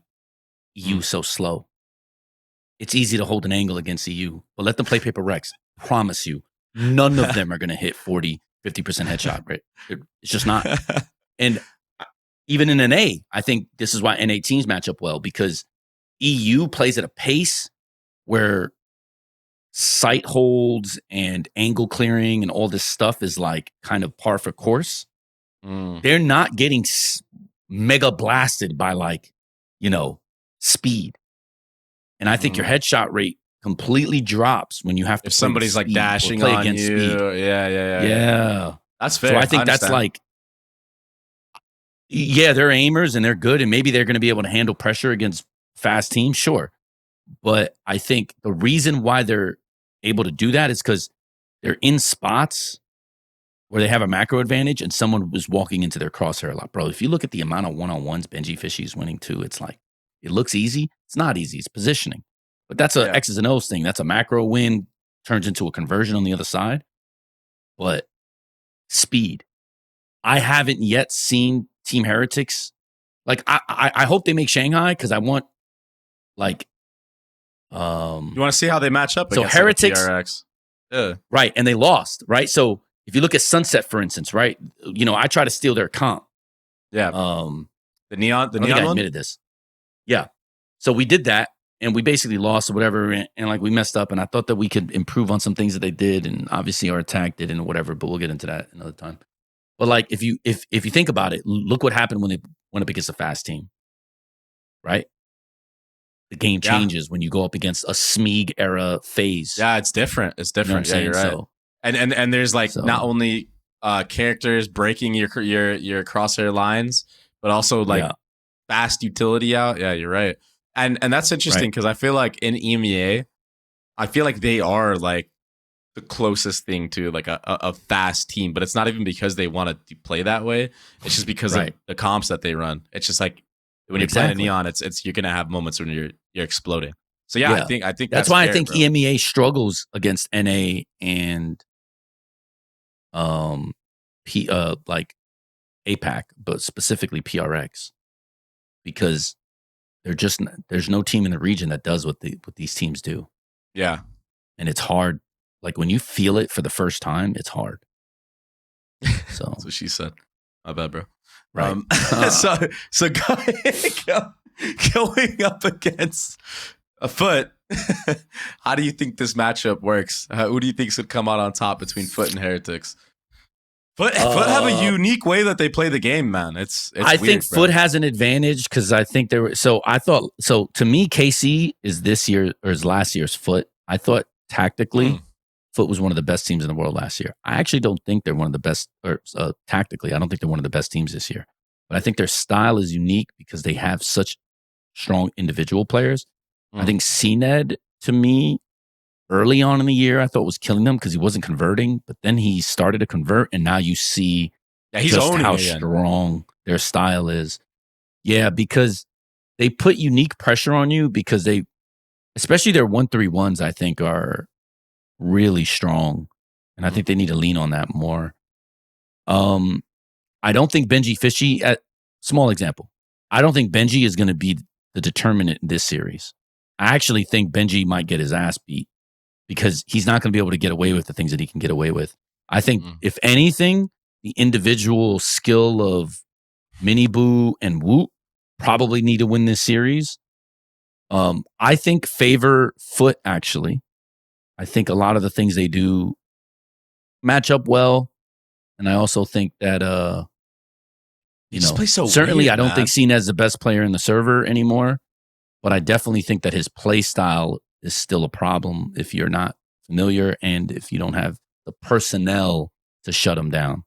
Yeah, I think Foot have such a weird play style compared to like all the other teams, and that even includes the comps that they play. Like, they play a lot of single initiator, like KO comps. Yeah, they're different. It's like they're different. Weird, they're different, man. So and they have CNED on Chamber sometimes, and it's weird. It's tough to deal he's with. on Sage on some maps, like. Yeah, they play some weird. He's always stuff. liked it, but yeah. I know he's comfortable we'll on the Sage, but it's just like they play some weird stuff. Like their Lotus comp, bro, one of the weirdest comps I've ever seen a team play. Yeah, on Lotus. That comp beating FNATIC is still hilarious to me. But you know what's weird is they play the same comp against Karmine Corp and also smacked Karmine Corp with that comp 13-4. Style. That's what I'm saying. That's why I think Team Heretics is going to struggle. Because I think the way they play doesn't match up well to the uniqueness of, I think, Foot. And tactically speaking, I know I said I don't think they're good. I think they were better last year tactically. I don't even think Foot is like amazing X's and O wise. I feel like they take too many risks. Their setups are not great. They have the individual with some of the comps they run, right? Like, yeah, but with the individual skill alongside that, it can be ugly and it can work. It's basically Navi. They're just a better version of Navi. I think that's the way to put it. Foot are, in my opinion, a better version of Navi. And I think ultimately that's why I think that style. I think for Navi too, I think their style can absolutely clear. They're just not putting it together in the late round, and there's some mid-round stuff that they're making mistakes on. Like Navi's macro is awful. Foot's macro is very good, and I think that's the difference. Just the truth. That's just all the good, truth. Bro. It's all good. Yeah. I'm gonna lean on Heretics for this one just because I want to see them make it through. I want them to make it to Shanghai. But I think that hard over in this entire bracket, I think there's only 2 teams that can make it, for them? For EMEA, is it only 2 teams that make it through? I'm not or is it 3? Sure. It should be 3, no? It should be 3 is it 3 for everybody. Is it 3 if you make the lower finals, you make it. Oh, so okay, yeah. So I'm pretty sure. I believe that these are the 3 teams I think will make. I think Foot's gonna make it for sure. I think the only team that's not gonna make it is FNATIC. That would be a travesty. I think Foot's gonna beat FNATIC in the lowers. I think you're right about that, though. I think they can. Yeah, I think they can. I think certainly they can. Word. Let's move on to APAC, man. I mean, we already know who qualified. We know every single team that qualified. And we can just talk about the way that they got there. Right now, I'm just gonna blast on T1's path. T1 2-0 secret. That was free low. Easy. It looked pretty easy. Rossi had a great game, which is dope. Xcurrent looked good again. Mm-hmm. I feel like it's been a while since you've seen Xcurrent actually have like a really good performance, and he played good on the Cypher especially, that's pretty impressive. That's because he was playing Omega teams and now he's playing Alpha teams, and looks like a world beater. Lucky. Anyways, they also This is beat what it Gen is, bro. G. Trust the process. This Gen G game was more surprising to me, but I guess Same. not really because Gen G's Gen.G kind of been fucked up struggling. so bad. Yeah. That's what I'm thinking as well. But it's also a matchup thing too, because Gen G like to play silent walk-ups into like Yep. easy tradable positions and stuff. And T1, for instance, plays Chamber, which does what? Doesn't allow you to trade. Rossi played great. I thought his play on Ascent was really, really good. I think obviously he was a different on Ascent. I mean, he owned the map on Ascent. Yeah, he owned the map, triple double. Excurate on Cypher, I thought looked surprisingly good. I was pretty happy with. I think. You mean Killjoy? Played. I know. Talking about Ascent right now? Or you talking about Sunset? Yeah. No. I'm talking about Sunset. Like his Cypher. So like I don't think like it's like Ban has these games too where like it doesn't look good, but stat wise doesn't look good. But when you watch the tape, I thought Excurate played so well. Gotcha. He actually did. He did work on Cypher. They had a lot of info. They knew what to do. And he's calling on Sentinel too. So I thought Sunset was a big one for me for Excurate. I thought that was a good game by him. I think last map was Breeze, if I remember correctly. I was shocked that Gen.G lost that one, but at the end of the day, it is what it is. You got to win games. You still got to play it out. I mean, T1 definitely stepped it up. But even the Sunset comp that Gen.G runs is so weird and wonky, bro. No one runs this comp. No one runs this. I think we're talking Omen, KO, Sova, Jet, Cypher on Sunset.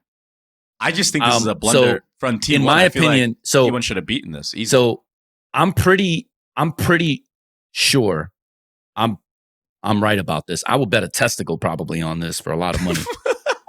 I'm pretty sure they copied potentially Heretics or some other team's comp and just swapped. Put a Jet in? The Jet for another duelist. I'm pretty sure that's what they went in with. But it goes to show you that Texture doesn't have the flexibility, which is why I think at the tier 1 level, good teams are going to punish them a lot because, it goes back to what I said about Governor. Sure, I don't think Governor stats are like jumping out to anybody, but I'm able to play any duelist at any time with any comp on any map against anyone. And I think that flexibility gives us a major advantage. And I think this is the problem with players like Texture and Lakia, that their inflexibility creates these weird dynamics. And and by the way, you can probably attest to this more than anybody.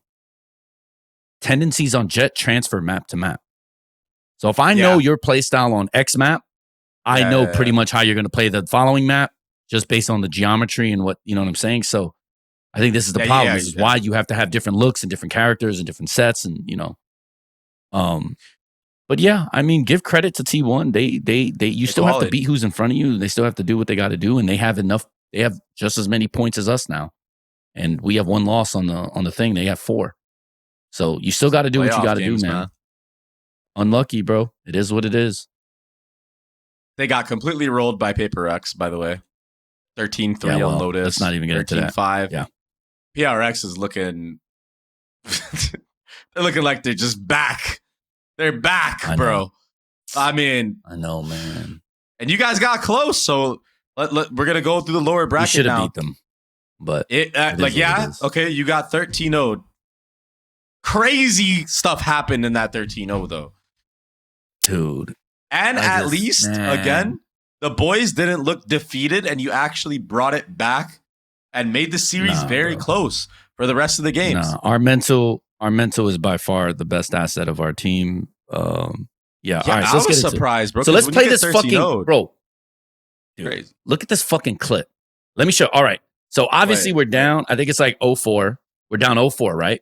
Yeah. We do a crunch. We know exactly what's happening. We're predicting where they're going. The problem is these motherfuckers are hitting these goddamn shots. Governor has ult. Door opens. Look at this fucking shot that something hits. And he was doing this all game. It was so trolled, bro. Watch. Look, you can see Ray's coming right now. Catches him out of position. Yeah, okay, bro. And when they showed the highlight, this guy's crosshair is right side. He does a simple flick, top left, and catches a Ray's jumping in the air, bro. Not button height, jumping. Satchel. Peter is jumped in the air with a satchel, and he just flicks him and kills him with his Raze rocket. Raze kills one or two people here. Bro, it comes down to like a 1v2 or like a 1v1 that round. If Raze goes +1 there, the round is completely different. We probably stop the bleeding. You know how my team plays. We'll probably be able to chain together some rounds. We'll probably be able to figure it out. Some momentum going into the next round. Bro, this happened every time. Then we do a 3-man push on something. He gets one, dashes out because he has Jet now, not Reyna, by the way. So it's like they changed comps. They changed to Jet Breach. So I think it was a combination of, I think Forsaken played so well on Breach. I mean, Forsaken, all right. So here's what's so funny. And I don't give a fuck that people know this. I literally told the guys the moment I saw the Breach pick, yo, guys, Breach has to play B. Literally told them. I'm fucking telling them Breach has to play B. Why? Because that's the only way he can stun support both sides. So on both sides, offense and defense, Breach is going to be B. So Ban knew, oh, I got a 1-on-1 against a support. Wait, Hector, I have to have more than one, right? Because he's a support. I'm like, yes. So right there, I'm going into that match like, oh, we're good. Ban already diagnosed, oh, wait, he's not going to be alone. He's going to be +1. All right, I'm cool. For some fucking reason, though, we didn't adjust. And we didn't have a second man with Ban, even though I even called a timeout. I think my 4-0 timeout is like, Ban, stop taking fucking 1-on-1s. Grab a teammate. This motherfucker died again. Same way. I'm just like, bro, what am I calling timeouts for? Then Governor, on that pistol round, I told him exactly what would happen. He's going to get popped. He corners himself. I'm just sitting there like, yo, Murphy's Law was in effect in that game, and there was nothing we can do. There's nothing I can do. I'm even calling timeouts, telling them, yo, stop doing this, do this. They don't even do it. Then they get punished the same way that I just said that they're going to get punished if they keep doing it. I'm just like, oh. So yeah, we got 13-0. Like, what the fuck are you going to do? Like, they diagnosed it. They knew what was going on. Ban correctly predicted that he's not going to fucking fight him at the lurk spot solo, because if he was on Cypher, he's going to fill his lane solo. So he's like, wait, if he's on Breach, he's going to have a +1 with him. All right, cool. Well, yeah, so make this adjustment and grab someone else. And we just didn't do that. And it just, bro, they were winning every 1-on-1. Something is hitting these fucking shots that are just like, dude. You're everybody, bro. Even Devi. So lucky. Bro, dude. 12-2 and 13. Yeah, but Devi is like silently like a killer. Like for us, we kind of joke on our team that the guy that really punishes us is Devi. It's not even something, or I mean, something certainly punished us on Lotus all day, and Forsaken played great. So I'm not taking anything away from them. But Devi's always the one that fucking punishes us. Every time we scrim them, every time we play them. So I'm not surprised by him. He's just so good. But dude, you know what's funny? Look at this shot something hit. What's up? Just like you know how you're talking about Devi about this stuff? So for me and NA, you know who that was for me? It was fucking Hazed, bro. For some reason, when we scrimmed Hazed on FaZe, and this is so weird, he would shit on us, bro. He would absolutely shit on us. And we weren't even worried about anybody else that was on TSM. And they had some shooters at the time, too. But for some reason, Hazed would get these crazy insta kills, holding like a weird angle, like just CS shit, pretty much. And I remember he would just like get like 3Ks on us, like in succession, the nicest clip ever.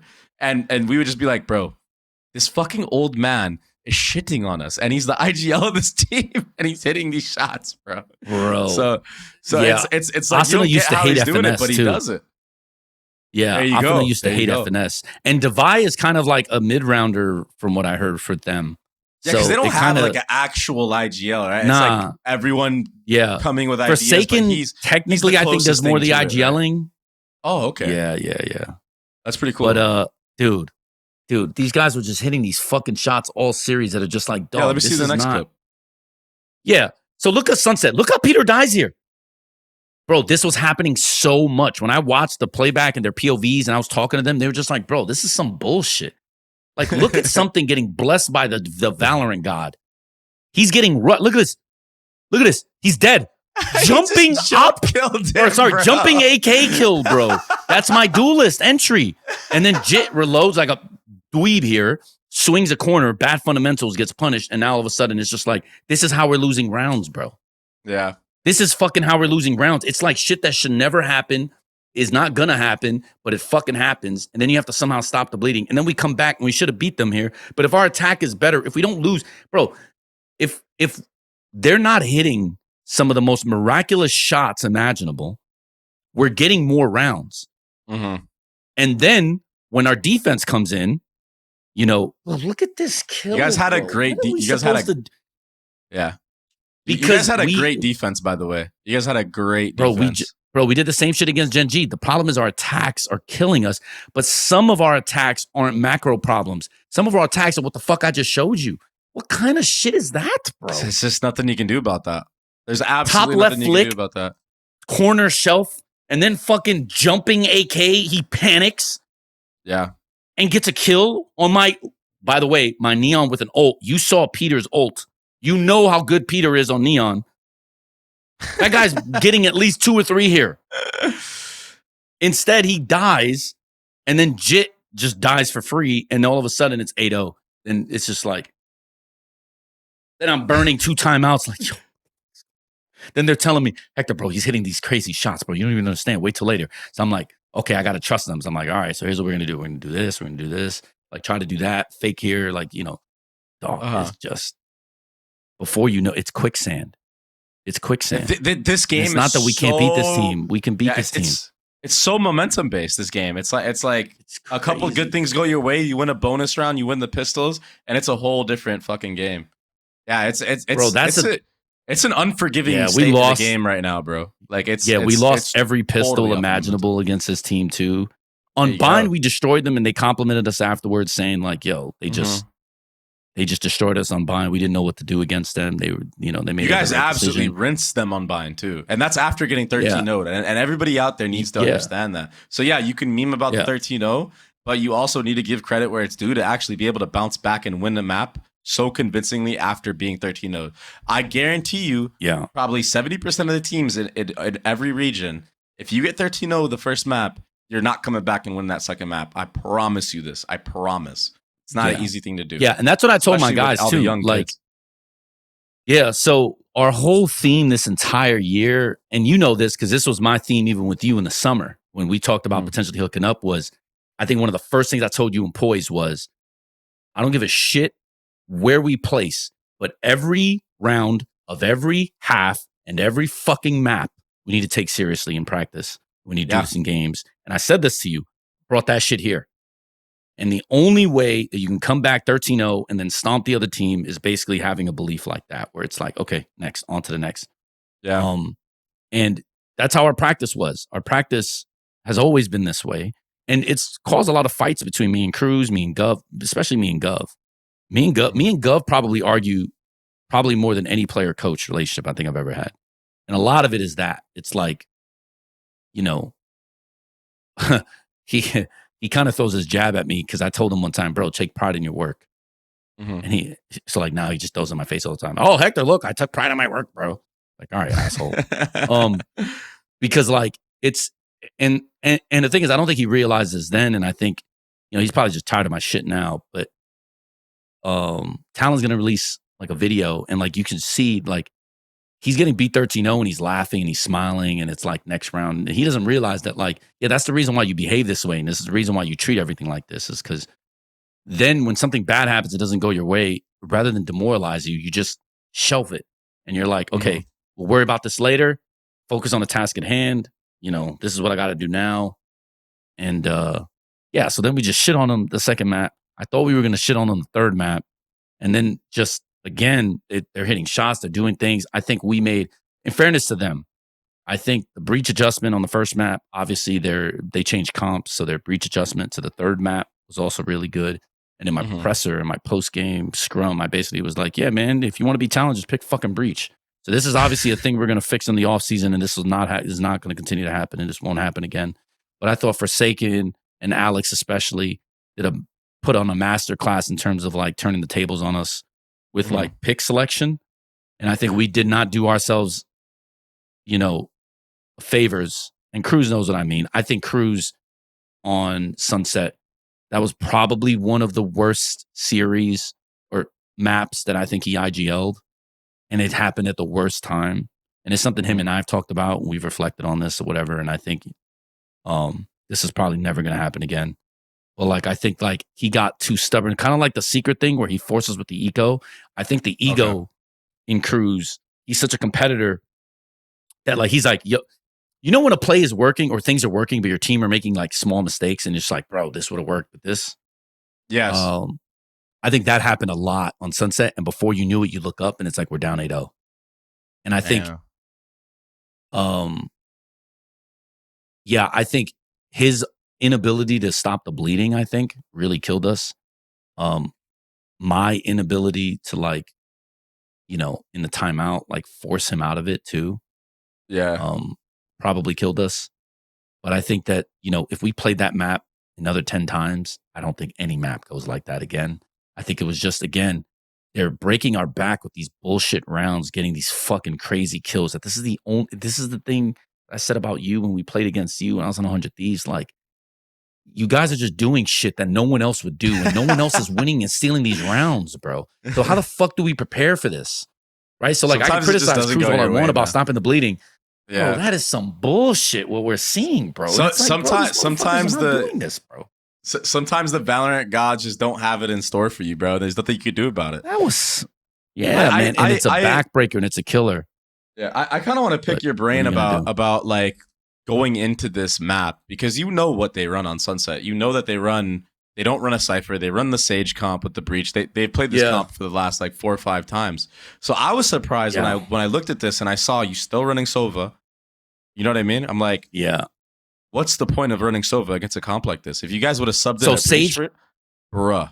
If you guys had a Breach, G, GG, you're going to win this game, bro. Especially with the Neon, dog.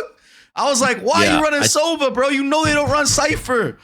In my head, you know, but like, by the way, Lenny played a good game, though. He went three first kills, 0 first deaths.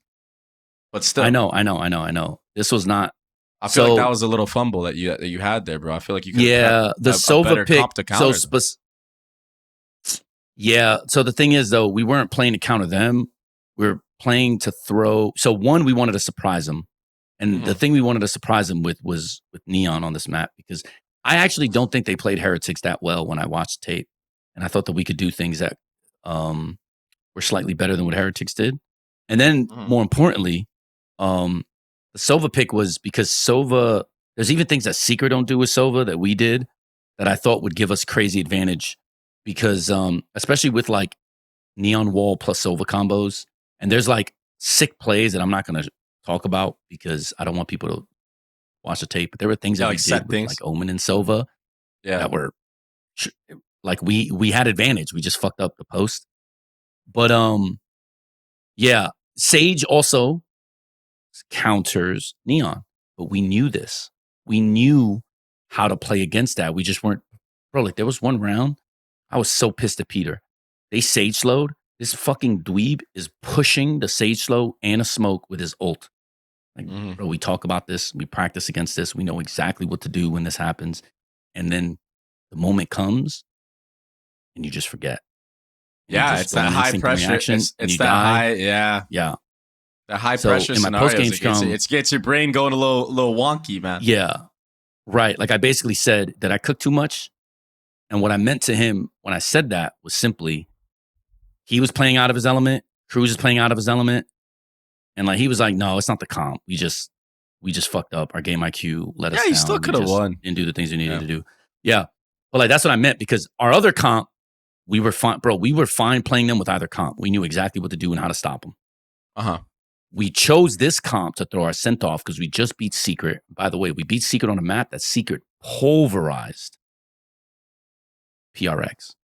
So my assumption is Alex and Forsaken are going to study the shit out of how we played this.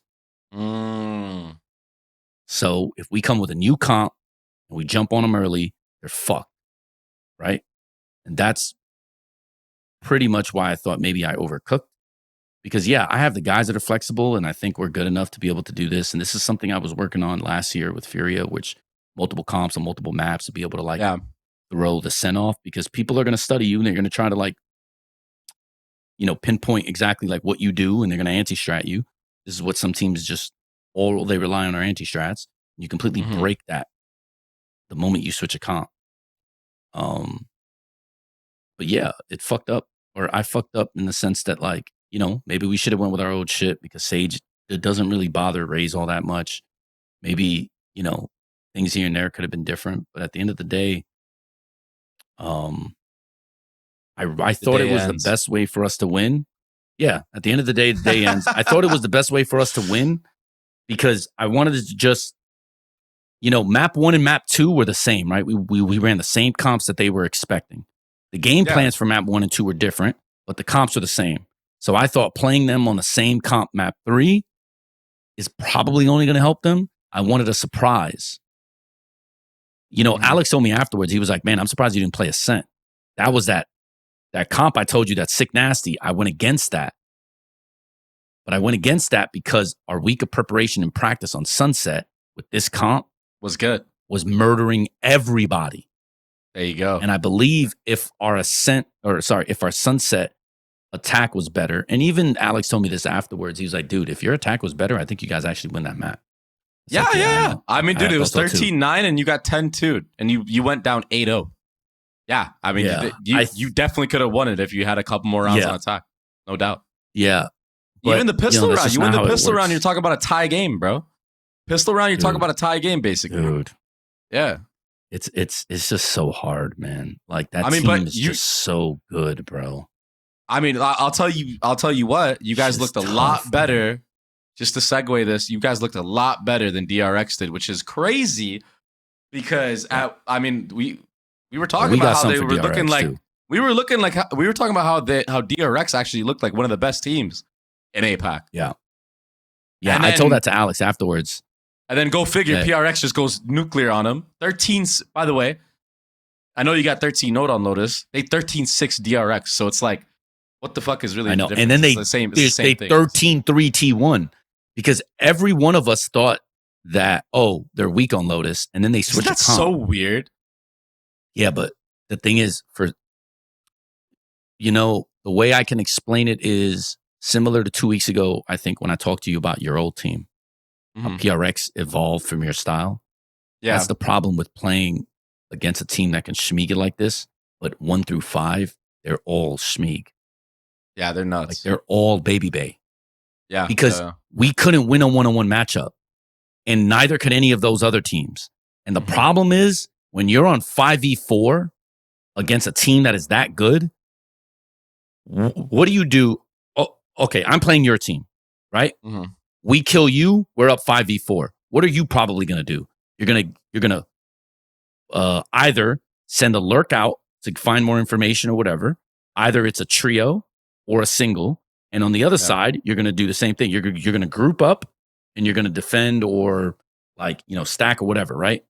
Mm-hmm. This is normally what, like, if you follow CS protocols, this is probably what you're going to do. In a 4v5, you're probably going to get aggressive. Play. Yeah. Right. Okay, but here's a problem with that logic. PRX are like the Zerg in the sense that like they like spread out. So I thought they would play us 5-0, 4-1 like they did everybody else. Nah, these motherfuckers spread out. When they spread out, they're going to find a gap. Because on defense, especially if you're in a 4v5 now, on a 3 bomb site map in particular, if you do this gamble, one side's weak. Guess what? They have strong enough 1v1 players that if you try to punish them, they're going to get the info. They're going to punish you. For us, it was something 1 round. We do a 3-man push out of A. He has an op C watching the cross. Kills one. Now he knows strong side was A. Weak side is C. Hit C. They're already on C. Remember, that's the lurk. He's Cadian opping backwards. Bro. That's the schmeeg, bro. And then we get hit super fast on C on the weak side, and it's like, yep, that's another round. And it's like, dude, what is this nonsense? And this is the benefit that they can have. And the problem is you're trying to find logic in it, but they're not thinking of it that way. They're just like, they don't care. We're down 4v5. All right, like let's try to make this shit even, or a 3v or a 4v3 now. You know, they're maniacs, bro. I get it, dude. They are individually top shelf, and then ultimately, I think Forsaken, I could feel his impact during that series. And I think we clown on them sometimes for like not being a smart team. They are a smart team. And you can tell because they did things that neutralize us pretty well. So when you're that skilled and then you're also making good reads and you're hitting shots that are just unbelievable, bro. Like actually grief. Like they don't hit these shots, we win more rounds. We win more rounds, we probably win the series. I mean, I know that's like, yes, but like, dude, it's hard to beat them. And straight up, I definitely thought DRX was probably the best team in the world at the moment. And then to watch them just struggle was vindicating, but it was also sad for me because it's like, dude, that means we might have been able to beat these teams too. Yeah. It's just like, fuck, man. We're the 2 4-1 teams have to play each other. I mean, fucking bargain bin, other group is basically playing each other. It's just like, dude, you got to, man. Dude. Bro, we would have had to beat 4-1 and 5-0. Yeah. To even go to Shanghai, basically. Dude. Come on, that's tough. But just like a consolation for you is the fact that honestly, out of all the teams in this run so far to this point, obviously there's a grand final that PRX still has to play, but for their path getting to the grand final, you guys were the ones that gave them the biggest struggle. And honestly, you gave them a run for their money. Even that 13-9 win, I know they were up 8-0. When you guys started bringing it back, I guarantee you they started feeling the pressure too. So, I mean, that's a testament to how good you guys can actually be. And I'm still happy that you guys are still trying to prove yourselves, because I think that's going to go a long way for your guys' team, especially in the next stage. And honestly, we had conversations about if it's even worth going to Shanghai. And this is a good opportunity for you guys to prepare for that stage too and make a run. Oh, for sure. Like you have an advantage. I mean, I ultimately got what I wanted for sure. Yeah. But the players didn't. And I think for them, it was disappointing. For me, it's not as disappointing. As a competitor, I wanted to beat them. He's had a great showing, bro. I know you got 13-0'd, but it was a great showing. Other than the 13-0, I mean, it was great. Like that last map was the most competitive third map that Paper X has gone to. Now in the losers bracket, don't like losing. Yeah, losing blows. Nobody likes losing. Yep. In the losers bracket, Gen.G 2-1 DRX, and it just seems like DRX just crumbled. I mean, this was certainly a crumble. Like the Paper X series, I just think Paper X are just a different monster at the moment, and I think people are going to struggle to play against them until people figure them out, and then they're going to have to evolve again. But I was really surprised by this. This was DRX should have won 2-0. Brother, I believe it was had the worst map on Sunset. Yeah. That I've seen him have in forever, because it's so weird because he's so consistent usually. But he had 6 kills to his name, and it's a 13-11 loss.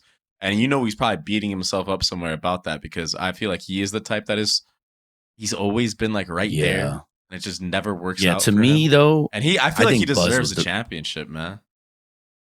Yeah, I agree. I think Buzz was a bigger problem though, even though the score might not indicate that. I think Buzz was just not good in this series. He wasn't hitting this time. Not just that. I thought like, bro, he just got diffed by Texture and so many 1v1s, opening picks and opening duels. I feel bad for Stacks because they were always playing on the back foot. And it's hard to call when you're down 4v5 or you're like, like Sunset, in my opinion, it really came down to Texture just diffing Buzz. And it's so easy to say, well, blah, blah, blah. You can't just win because it's one guy. Yeah, but the truth is, though, I think Stacks played 4v. I don't even know the numbers off top, but Stacks had to be in a 4v5 like I'm looking at maybe this right like now. 12 times. Texture went 10-2 first kills, first deaths on Sunset as Gen. Right. Right. And that's just okay. That's already +8, right? Yes. I'm pretty sure there were more first kills. I don't know the numbers, but I'm pretty sure Stacks played half that series 4v5. Brother, they had that's tough. So this map specifically on Sunset, Gen.G had 16 first kills, and DRX had 8. 8. Yeah. So in 24 rounds, Gen.G had advantage in 2/3 of the rounds, and they barely win. That's my point. That's Fundamentally, exactly where I was going with this, that Stacks had to basically play 2/3 of that game at a disadvantage, and they still almost lose. And this is why I feel bad for Stacks. Because Cruz sometimes goes through the same shit. And I tell him all the time, don't worry about it, because you have to understand when it's a macro win or a macro loss or a micro win or a micro loss, or if it's just some other thing. Bro, being down 4v5 2/3 of the rounds and you're still losing 13-11 to me is a W. That shows that macro-wise you're winning, because you're at crazy disadvantage and the game is still close. That was my biggest argument when I talked to you about Secret. How do I have two players that are basically like 4-20 and we lose 13-10? You remember I told you about that? Yeah. That's what I mean. It is inconceivable to have that much advantage and to barely win. Meanwhile, look at fucking PRX. They 13-0 us. Every 5v4 they just converted. The duality of right. Valorant. Like, if you have that much advantage and you don't win, there is a very, very serious problem. But I felt horrible for Stacks that he was keeping them in the game despite the fact that he's always at a disadvantage. And I think it showed how strong DRX is. But if they don't figure it, and I'm not blaming just Buzz, but I will just say that you brought up, I thought it was Sunset. And on Sunset in particular, I thought Buzz was the problem, not Mako. The rest of the series, obviously, I don't think Buzz was like that big a problem. But on Sunset, in my opinion, he could have done more. I think Buzz was the real issue. Yeah. Mako's going to look the worst because he's playing Retake Simulator and shit. But like, yeah, dude. Yeah, there's so much that goes into playing other roles other than duelist. Yeah. It's so easy just to be like, go duelist, go kill. But people don't understand if your duelist is dead every single flipping round, bro, and you do have to. This happened last year. It's so hard, bro. FURIA versus 100 Thieves. I was pissed because this wasn't the game plan, but this is when I basically was fired already from 100 Thieves from FURIA because I was just pissed. But if you look at it, DG Zin fought cryo cells like 9 times on that fracture. Someone can go look back. Missed that map, by the way. Shout out Fracture. I love that map. Yeah. Bring that back. Me too. Bring that back. Cryo absolutely destroyed him. At some point when you're losing like this, you got to stop looking for the one, right? Yeah. This is the problem. You kept going. Right. And when you're feeding the beast, like you have to be smart enough as an entry to know, oh, this guy's on when he's on a heater. He's hot now. Maybe we need more bait setups. Now, yes, you can say this is the IGL's fault or the coach should call a timeout and say this. Sure, you can say a lot of shit that can absolve Buzz. But Buzz is an experienced player. If Peter is not feeling it and doesn't say, yo, the 2-man, trade me, or, yo, I need this to change. We need to do this. Yo, they're doing this, blah, blah, blah, blah. We need to probably hit this area of the map. Use me as a fake. Use me as a decoy. If he's not communicating like this and he's not like trying to change the game that way, I don't know if Buzz did or didn't. I'm not accusing him of not being able to do this.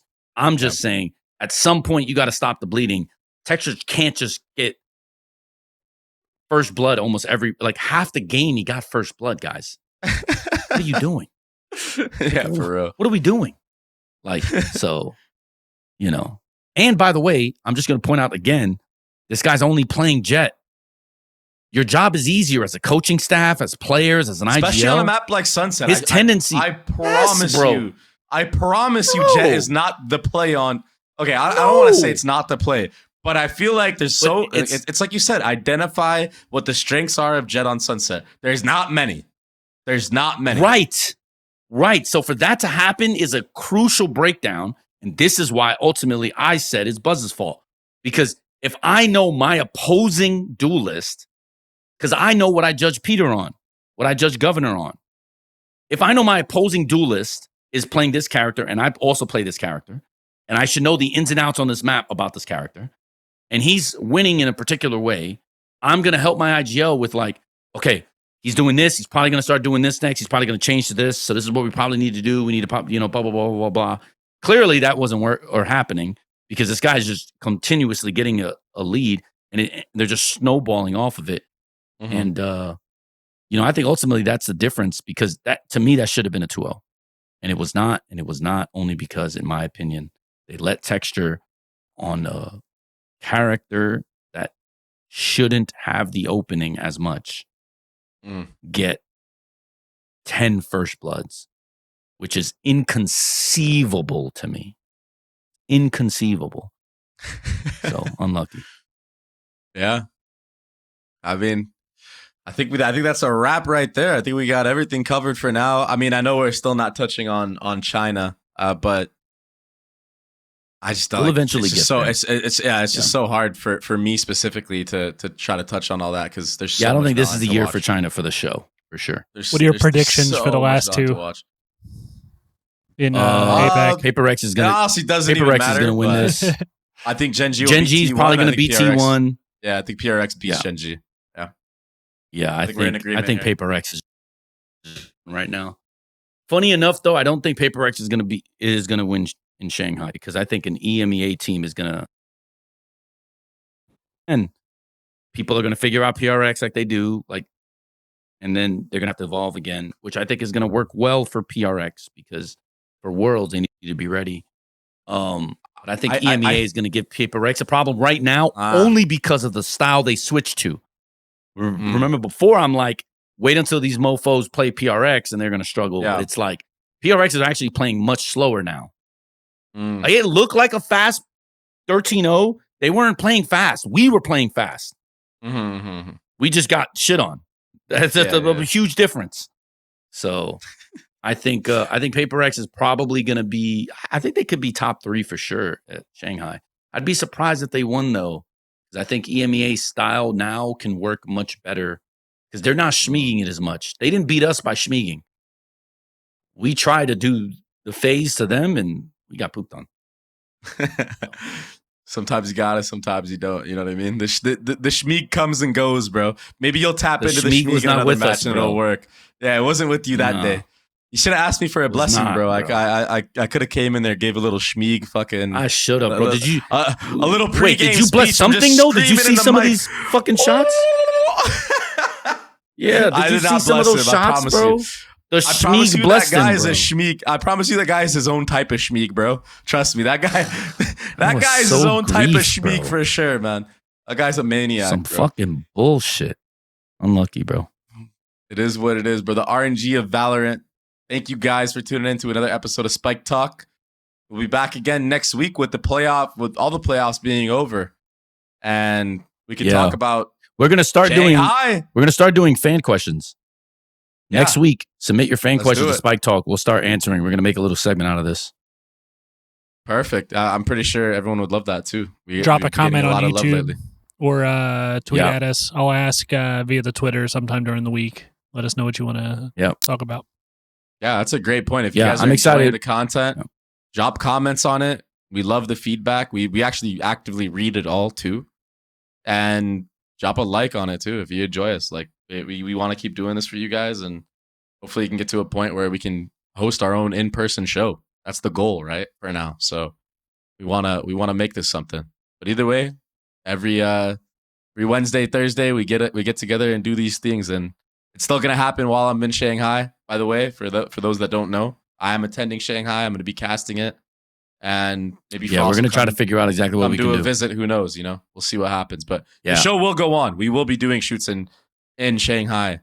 I will be bringing my microphone and everything like that. We're going to make sure that we get the pod out. We have the technology. I'm excited. It'll probably match up. I'm excited for Shanghai. I'm going to be on your time zone. Right, so exactly. This will be a lot smoother and it'll be sick. It'll be sick. I'm excited for Shanghai because I think the way we're going to break it down is going to be real nice. We're going to use real film, examples of, in-game stuff. I'm super excited for when the groups are released and everything. So, and going into Shanghai too, I plan on prepping for the Chinese teams that do qualify and actually having a good idea of how they like to play going into it. I just haven't had the time to do it. Honestly, Riot's been working me like crazy. But I love it. I feel that. I love it. I love doing something, because for a while when I was sitting here, every day when I was a pro, I had a goal in mind, constantly doing something. I have a lot more free time now, being a person that works talent at VCT. I basically have Monday through Friday normally off, or Monday through Thursday, I should say. Oh, that's sick. So I don't know what that's like. But it was weird because I don't know what that's like either. So I've been kind of lost in my own sauce, you know, for what I'm supposed to be doing during the week. You know, I'm so used to waking up and I'm on go mode for scrims, prac, you know, always doing something. So it's been a little bit weird. So I enjoy doing the work that Riot gives me. So I'm not upset that they're working my ass, you know. But yeah, thank you guys for watching the show, man, and congrats. we'll You're doing well week. casting. So thanks, brother. peace out. Thanks. All right, later, everybody. Later.